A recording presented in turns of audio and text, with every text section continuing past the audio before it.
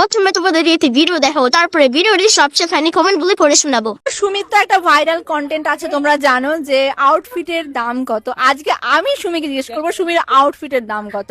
আচ্ছা সুমি, তুমি আজকে কি পরেছো?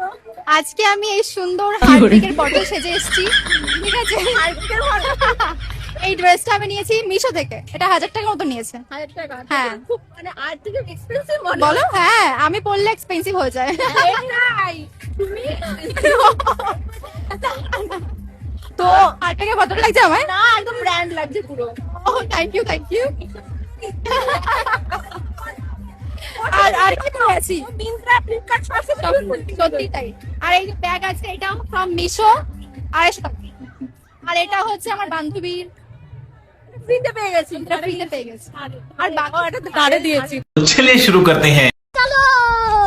আজকে সুমি জীবনে একটা সত্যি কথা বললো যে ও হারপিকের বোতল সেজেছে। वाह दीदी वाह दीदी।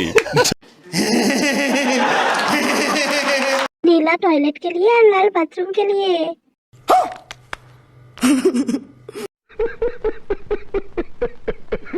বলছি মেয়ের জন্মদিন নাকি ছাত্রীদের মিলন মেলা? জানি না।